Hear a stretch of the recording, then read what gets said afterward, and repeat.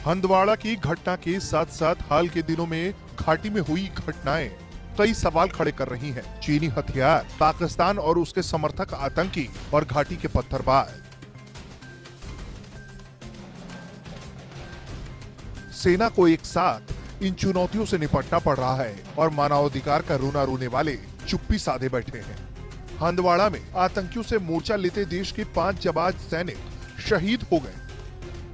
वहीं उस एनकाउंटर में मारे गए 2 आतंकियों के पास से भारी मात्रा में हथियार बरामद हुआ। इस घटना में भारतीय सेना ने अपने 2 जाबाज अफसर समेत 3 अन्य सिपाहियों को खोया।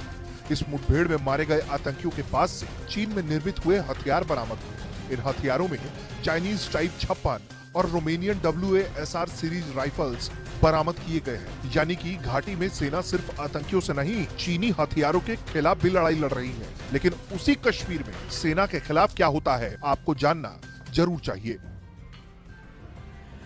कश्मीरियों समेत पूरे देश को सुरक्षित रखने के लिए भारतीय सेना दुश्मनों की गोलियों को अपने सीने पर लेती है। उसी कश्मीर की 2 दिन पुरानी घटना है जहां पुलवामा में आतंकियों को बचाने के लिए पत्थरबाजों ने सेना पर पत्थरबाजी की। ऐसे में यह निश्चित करना कठिन हो जाता है कि आखिर हमें मोर्चा किससे लेना है। देश के उन दुश्मनों से जो नापाक पड़ोसी की साजिशों को अंजाम देने के लिए हमारे देश में घुसपैठ करते हैं, या फिर उनसे जिनको सुरक्षित रखने के लिए हमने कसम खाई है। देश को सुरक्षित रखने की कसम लिए भारतीय सेना दिन के हर पहर, धूप हो या कड़ाके की ठंड हो, हर वक्त सीमा पर तैनात रहती है।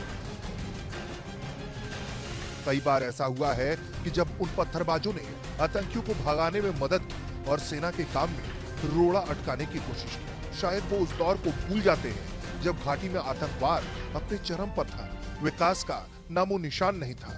आए दिन आतंकी घटनाओं में लोग मारे जाते थे और अब जब भारतीय सेना ने उन्हें आतंकवाद से मुक्ति दिलाने की कोशिश करनी शुरू की, तब वो भारतीय सेना के खिलाफ हो गए।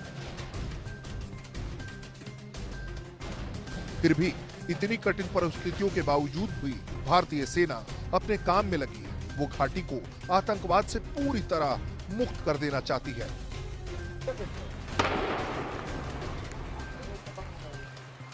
और इसके लिए वो लगातार आतंकियों के खिलाफ ऑपरेशन कर रही है और उनका सफाया भी कर रही है।